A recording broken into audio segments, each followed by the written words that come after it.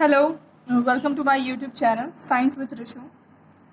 अभी तक हम लोगों ने 3 टॉपिक पढ़ लिए हैं। Nutrition in plants, nutrition in animals और हीट।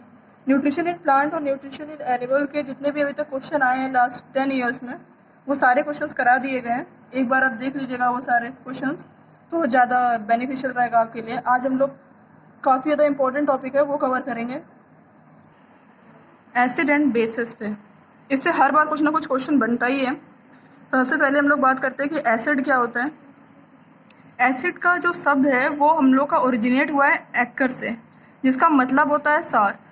इसको हम लोग इसकी पहचान के रूप में ले सकते हैं कि एसिड जो होते हैं मोस्टली जो होते हैं वो खट्टे होते हैं। अगर हम लोग एकदम से बोल दिया जाए कि क्या है, तो अब कोई भी एसिड मुंह में तो नहीं रखा जा सकता, लेकिन एसिड की बात करें तो वो ज़्यादातर जो होते हैं वो खट्टे ही होते हैं। दूसरी बात जाने तो वो H+ आयन डोनेट करते हैं, मतलब कि ये हो गया प्रोटॉन डोनर होते हैं ये, ठीक है, प्रोटॉन डोनर होते हैं। एसिड हम लोगों ने नॉर्मली जो देखा है वो सारे के सारे लिक्विड देखे हैं, लेकिन सॉलिड भी होते हैं। लिक्विड की बात करें तो HCl हो गया, H2SO4 हो गया, ये हो गए। अगर इनकी बात करें तो इसमें दो एक ले लेंगे, जैसे एक हो गया बोरिक एसिड, दूसरा हो गया ऑक्सैलिक। ये दो हो गए जो कि सॉलिड भी होते हैं। तो ये पता चल जाता है कि एसिड जो होते हैं वो सॉलिड भी होते हैं और लिक्विड भी होता है। फिर हम लोग आते हैं बेस पर। बेस की बात करें तो ये बिटर होते हैं, इसको इस तरीके से याद कर लो, बी करके। तो बेस जो होते हैं वो टेस्ट में बिटर होते हैं, और अगर हम लोग 2 उंगलियों के बीच में लें तो उसको अगर इस तरीके से रब करेंगे तो वो सोपी तरीके होता है। सोपी मतलब साबुन की तरीके से चिकना चिकना टाइप का होता है। और ये OH- आयन, OH- आयन जो होता है ये डोनेट करता है, ठीक है। ये कुछ चीज़ें हैं जो बेस के बारे में याद करनी है, ये हो गई जो एसिड के बारे में याद करनी है।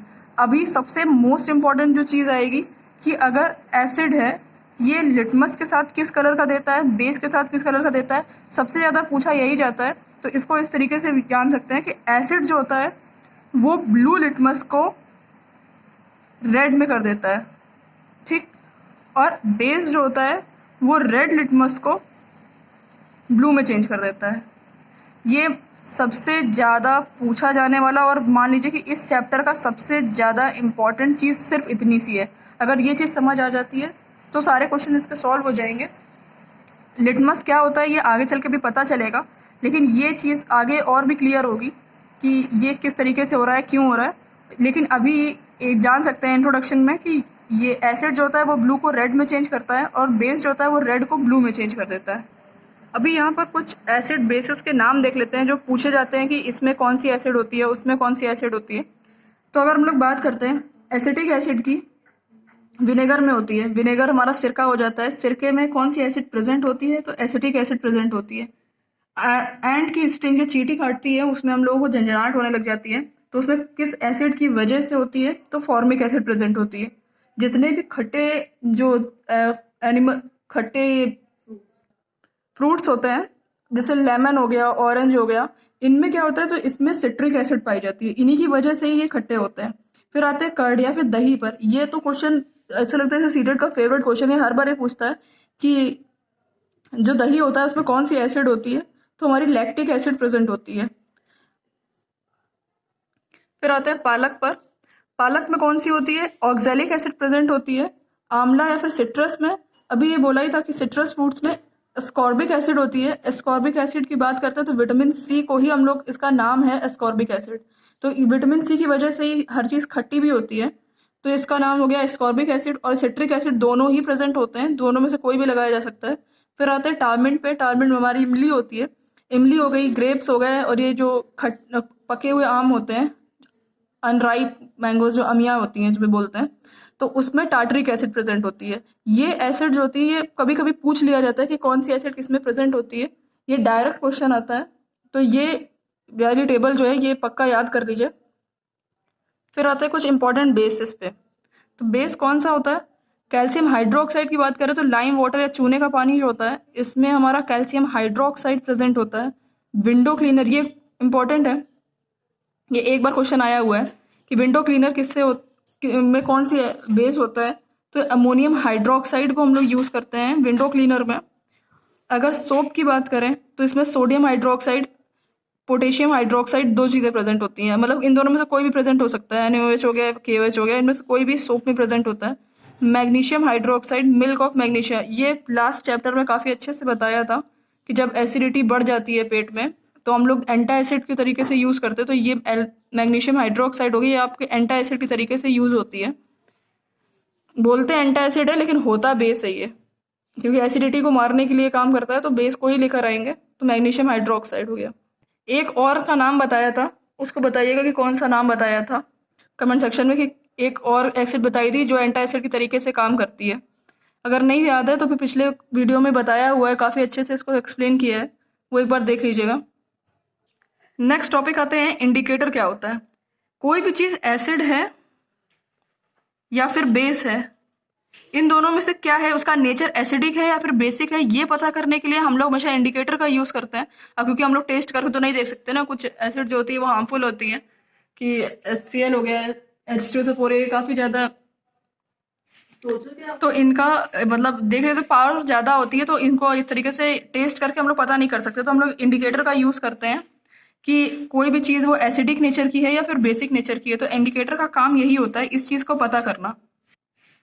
इंडिकेटर जो होते हैं ये हमारे दो टाइप के हो जाते हैं, मेनली नेचुरल जो हो गया, एक आर्टिफिशियल भी हो जाते हैं, जो मैन मेड एक तरीके से ले सकते हैं, या फिर मैन मेड हो गया। तो हम लोग अगर नेचुरल की बात करें तो नेचुरल में टर्मरिक हो गया, टर्मरिक ये अपने घर की जो हल्दी हो जाती है, इसको यूज़ किया जाता है। चाइना रोज, जिसको हम लोग गुड़हल बोलते हैं, इसको भी हम लोग नेचुरल डाई के तरीके ही यूज़ करते हैं। सबसे इम्पोर्टेंट टॉपिक पर आते हैं, जिससे भाई अभी ऊपर बताया था कि हम लोगों को पता करना था कि क्या किसको रेड और ब्लू कर रहा था। लिटमस पेपर पे ये मिलता किससे है, लाइकन से। इसकी अगर बात करें तो लाइकन पेड़ होता है, ये बताया है, एक सिम्बायोटिक रिलेशन दिखाता है, ये सब पूरा बताया हुआ, अच्छे से एक्सप्लेन किया हुआ है न्यूट्रिशन इन प्लांट्स में, ये पूरा कायदे से एक्सप्लेनेशन है इसका कि लाइकन क्या होता है। अगर अभी यहाँ पर बात कर रहे हैं, एक क्विक रिवीजन लेते हुए, लाइकन सिम्बायोटिक रिलेशन दिखाता है। एक और चीज़ है कि लाइकन एक चीज़ में और यूज़ होता है, वो है एयर पॉल्यूशन डिटेक्ट करने में। एयर पॉल्यूशन को डिटेक्ट करता है, किसकी प्रेजेंस डिटेक्ट करता है, तो सल्फर की, इसकी प्रेजेंस को ये डिटेक्ट करता है। तो एयर पॉल्यूशन में ये काफ़ी अच्छा रोल निभाता है इसको डिटेक्ट करने में। फिर आते हैं हम लोग अपने टॉपिक पर, लाइकन की बात कर रहे थे। तो अगर हम लोग डिस्टिल्ड वाटर में डालते हैं तो इसका कलर जो होता है ये पर्पल हो जाता है, ठीक है। Lichen basically paper, litmus paper देता है हमें। तो लिटमस पेपर क्या हो जाता है, इस टाइप की पतली पतली सी, अगर आप केमिस्ट्री लैब कभी भी गए हैं तो ये पता चलता है कि इस तरीके से पतली पतली सी स्ट्रिप देते हैं। वो ब्लू कलर की होती है और रेड कलर की भी होती है, दो होती हैं। अगर इसमें एसिड डाली जा रही है, सबसे मेन टॉपिक इंपॉर्टेंट पॉइंट यही है जो हर बार पूछते हैं कि लिटमस पेपर को अगर आप एसिड में कर रहे हैं तो ये क्या करेगा, ब्लू लिटमस को चेंज कर देगा रेड में, और अगर बेस में डाल रहे हैं तो ये रेड लिटमस को चेंज कर देगा ब्लू में। ये इतना बस ये इंपॉर्टेंट है कि ये चीज़ जो लिटमस पेपर है वो अगर हम लोग एसिड में डाल रहे हैं तो ब्लू लिटमस को ये रेड में चेंज कर देगा, और अगर हम लोग बेस डाल रहे हैं तो रेड लिटमस को ब्लू में चेंज कर देगा। इसको याद कर लेना ताकि ये आगे आपको हेल्प करे हर एक क्वेश्चन को सॉल्व करने में। ये बेसिकली ये सबसे ज़्यादा हेल्पफुल रहेगा। अब बात करते हैं हम लोग टर्मरिक की, जिसे हल्दी बोलते हैं। अगर जैसे हल्दी वैसे तो हम लोग की येलो कलर की होती है, अगर इसमें हम लोगों ने मान लीजिए टर्मरिक है, इसमें वाटर मिला दिया गया और सोप सॉल्यूशन है, तो ये जो येलो कलर था वो चेंज हो जाएगा रेड कलर में। तभी जैसे वाइट शर्ट हुई, तो वाइट शर्ट में अगर लगी है हल्दी तो अगर उसमें हम लोग डाल देते हैं साबुन आबुन में तो वो तुरंत रेड कलर की हो जाती है। इसी वजह से हल्दी वाले जो कपड़े हैं वो सोप में नहीं डाले जाते हैं कभी भी, कि क्योंकि वो रेड कलर डाल देंगे और फिर वो नहीं जाएगा। ये एक नेचुरल इंडिकेटर के तरीके से काम करता है।